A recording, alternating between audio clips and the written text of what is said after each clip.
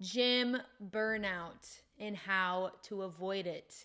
I struggled to become consistent in the gym for years. For years, I would start only to fall off and then have to restart everything again. And it can be so frustrating to feel like, dude, how do I get it to stick? How do I get it so I don't have to keep restarting? It can be so discouraging to always feel like I'm starting from zero. And now that I've been consistently going to the gym for over 6 years now, I can confidently say that I will never stop going to the gym.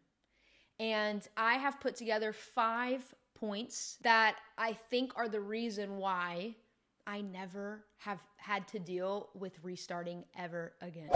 Data, momentum, the PP, I'll tell you what that means, community, and systems.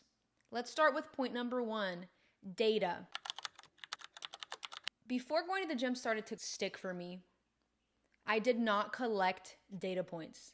I didn't collect my weight other than just kind of like stepping on it and seeing it. I wasn't like actually writing it down. I didn't have a structured program that I was following. I would kind of go into the gym with no plan and kind of just hope for the best. Hop around from the treadmill to the elliptical to the Stairmaster. I wouldn't keep track of how long I've been consistent. I wasn't keeping track of if I was actually making progress. And you can't manage what you don't measure. So many times I'll ask my clients, when was the longest stretch of time you've been consistent? They can ballpark 6 months, 3 months. When was the last time you went to the gym? A couple months ago. But like they can't pinpoint real numbers. They can't give me the cold hard facts. And think about it with your job. Most jobs, especially if you work for corporate America, aren't there certain metrics that all employees have to hit? So their boss knows with certainty that they are accomplishing what needs to be accomplished in order to fulfill this job position. So why don't we do that with our fitness journey? My clients will tell me all the time, I'm doing all the things, I'm staying consistent, but they're not showing me their data points. How do I know for sure? Our brains, we're humans, this is normal, but our brains have this way of lying to us, covering up the truth, you know what I mean? Skewing our perception of reality. And that is a form of self-sabotage. The moment I started tracking, how many sets am I doing per week? What exercise am I doing? What weight am I using? How many reps am I doing? I was able to start seeing progress almost immediately, literally immediately. Like your first several months of training, you're going to be seeing progress on your training notes every single week. And that is so motivating. That's one of my beefs with group classes. What's awesome about group classes is that there's community. You don't have to think about it. There's a program that you just have to follow and you can trust that it's probably most likely working. But that's one thing about group training is they don't make you keep track of your numbers. Actually, I've seen people do it in CrossFit, maybe in Orange Theory. So some classes are starting to get it. I haven't seen this happen in Pilates, core power, yoga, which is practices that a lot of people like to do to move their bodies. And when you don't have proof, numerical data proof in your face without a shadow of a doubt that you're making progress, it can be really easy to fall off. There's no motivation to keep going. So that's probably point number 1. I started collecting data. Point number 2, momentum. What do I mean by momentum? When I first started training, I made the commitment. I was like, dude, this time it's for real. This time I'm not going to fall off. I started telling myself 2 things. The first thing I started telling myself is to keep the habit of showing up alive, because that creates momentum that keeps propelling us forward. An object in motion must stay in motion. An object at rest must stay at rest. So what this does is it gives me permission to show up however I feel like showing up that day. Okay? So let's assume you start a strength training program. You have decided to commit to 4 times per week strength training, okay? But you have a crazy week, maybe with school or with work, and you already missed that first day. And because you missed that first day, it kind of makes it easier to miss that second day. And the next thing you know, you're like, I might as well not go. I missed my first and my second day. Focusing on momentum and changing your mindset from I have to do this perfectly to I just need to show up. That person might have showed up to that first day. Maybe they didn't do the full program perfectly, but they did something. Maybe they didn't do 3 sets of everything, but they did 2 sets. Maybe they didn't do all 5 exercises, but they did 4 exercises. Maybe they didn't even do the workout at all. Maybe they just showed up to the gym and they went for a walk. And if that was too difficult, they went for a walk in their neighborhood. And if that was too difficult, they did a stretch at home. But the point is, you teach your mind that when I commit to something, I fucking do it. I'm a woman of my word. I am a person of my word. I am to be trusted. It's not going to be perfect every time, but I'm going to keep the habit of showing up alive. I saw this thing when I first started training, and they said there are 2 wolves in our minds that we are feeding at any point in time. Every time we feed the showing up wolf, it gets easier to choose it again. Every time we feed the not showing up wolf, that wolf gets stronger and it gets easier to choose it again. So when I thought about that, damn bro, if I don't show up today, just to do something, it's going to be so much harder to show up tomorrow. So I'm going to show up today any way I can. Some days I would show up and I would literally dance and twerk in my basement and I wouldn't actually do the workout. The point is, give yourself permission to show up exactly how you are, but keep the habit of showing up alive. Keep that ball rolling. That really helped me, especially in the beginning. Point number 3, the PP. The pussy power. No, I'm just kidding. It's the pause and pivot. A common pattern I've seen in myself and in my clients is that the first obstacle that they are met with, maybe they didn't have time to meal prep, maybe they realize that they're super tired after work and it's super hard to make it to the gym. At the end of the night, the first obstacle that they're met with, they use that as proof that they are not capable and maybe it's not going to work out for them. And the reason why I think this happens is because it's hard to face ourselves, honestly. So a lot of us, we will avoid, right? A lot of us fall into avoidance, I feel like. I'll ask my clients what happened this week. They can't even tell me quite what happened because they were so on autopilot. They didn't even pause to consider what is at play here. What is happening in my subconscious behind the scenes that I need to address in order to move forward with this? What needs to change? Is it something about the program that isn't working for me anymore? Is it a limiting belief that I have? An old narrative that is no longer serving me that I need to look at? Every failure is an opportunity, right? To learn more about what is and isn't working for us. So my clients will see their failures as something being morally or like ethically wrong about them, something being broken about them. They don't understand that it's not about failing. It's not about whether or not you'll fail. You are going to fail. It's about how do you pivot when you do fail. And they always come in hot as fuck, ready to roll. I want to work out 5 days a week. I listen. I want them to listen to their intuition. So we start with 5 days a week.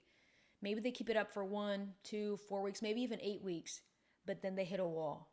And I have to coach them through it. Hey, what if 5 days a week, it doesn't work for you? What if you're a 2 to 3 times a week girl? And when I give them that permission to pause and to pivot and consider another reality, sometimes it's met with resistance. They're like, no, but what's the point if it's only 2 days a week? Not realizing that the evidence shows that you can definitely make gains only strength training 2 times a week. Well, what if they're struggling to strength train and all they can do is walk? Well, what's the point? All I'm doing is walking. They don't realize that walking is the second best exercise literally on the planet. And that most of our calories burned in a day doesn't come from organized exercise. It comes from getting our steps in. It comes from non-exercise activity thermogenesis. Brushing our hair, brushing our teeth, using our brains, writing a paper, talking to loved ones, doing the dishes. Maybe the program that you're doing isn't exciting for you anymore.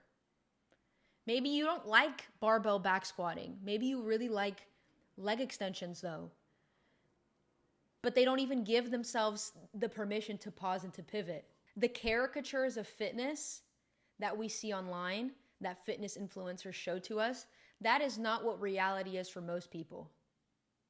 Heck, I even kind of put on a show on the internet, and I'm not a fitfluencer. I'm an online coach. But even I have a certain level of commitment to this lifestyle that I model because it's literally my work that isn't attainable for most of my clients. Most of my clients aren't strength training more than 2 to 3 times a week. Multiple of my clients have had to do the pause and the pivot.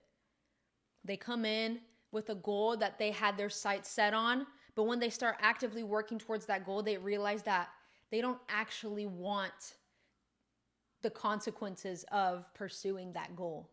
That's another thing. I always say, everybody wants to be a millionaire. I want to be a millionaire. But am I willing to do what it takes to become one? I don't think so. I don't think that's aligned with the person that I want to be. I might be wrong. Maybe that's a limiting belief that I have. But as of this point in time, I can tell you that I do not want to be a millionaire. Because if I truly did, I would be taking the steps to become a millionaire. I would be taking the steps to learn how to love the process of becoming a millionaire. So many of my clients come in. What do most of us claim that we want? Most of us want fat loss. But is it really fat loss that we want? Or is it the beliefs that we have that fat loss will fix things for us? Oh, well, if I lose weight, I'm going to be more confident. Is that true? Or is confidence an inside job? Point number 4, community. The moment I started strength training and being a little bit consistent, I started training other people. I literally 6 months into strength training myself, and I started seeing a little bit of progress. And I was like, holy shit, like I think this has become my lifestyle. I got my personal trainer certification and I started training people.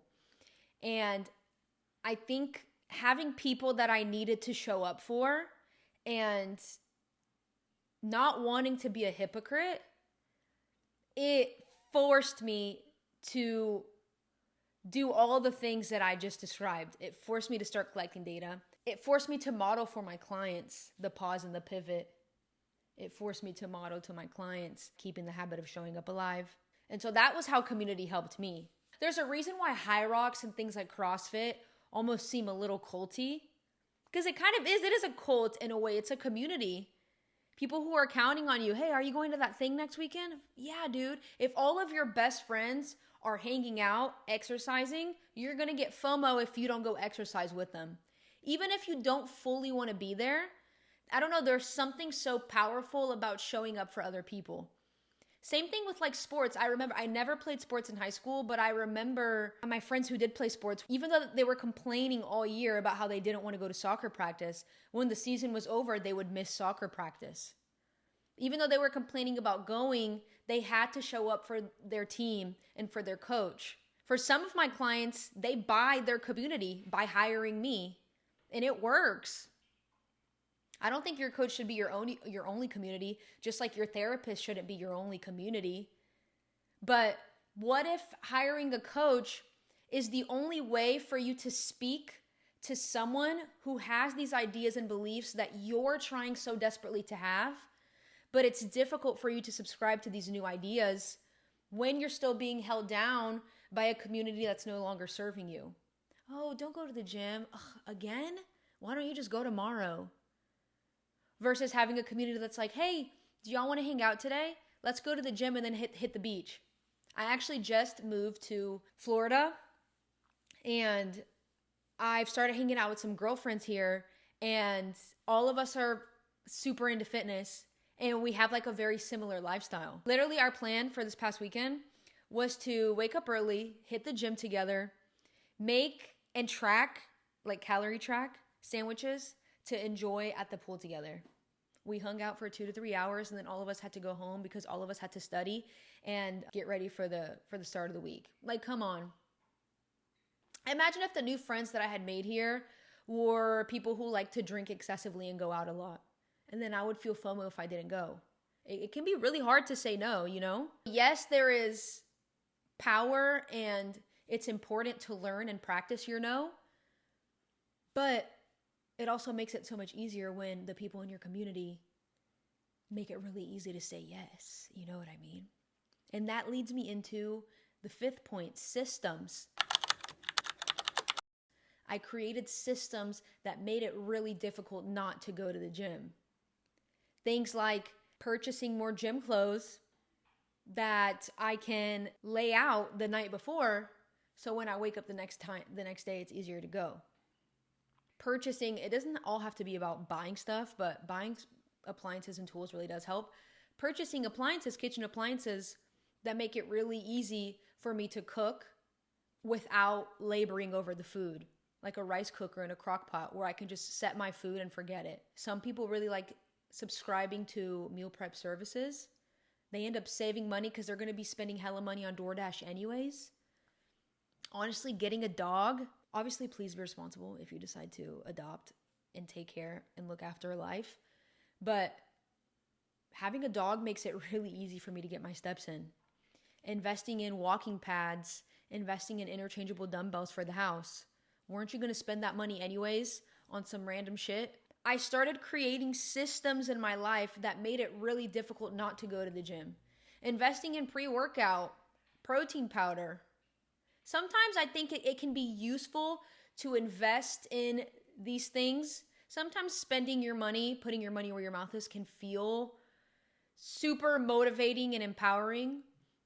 Obviously, be wary. Don't make that your crutch where, okay, I'm going to start going to the gym. Let me spend $500. Obviously not. But also that can be like a way for you to slowly reward yourself over time. Oh, I've been training for 1 month. Let me invest in my first tub of protein powder. Oh, I've been training for 2 months. Let me get that new workout set. Going back to talking about data, following a program where I know that every week I'm going to come back stronger. That's exciting. That puts joy into the process. That's a system. Having friends that are already good at doing the things that we're trying to learn how to do anyways, so they drag you even when you don't want to go. That's a system. If you're a historically A+ student, a teacher's pet, getting a coach. For some clients, it really does work, just having someone to hold them accountable. I know it works for me. So those were my 5 points on how to avoid gym burnout. I hope this was helpful to someone. If you did like it, please like and comment down below. Tell me something that you learned from this video, or maybe not even learned, something that it evoked in you. Let me know down below, okay? And I'll see you guys in the next one. Bye!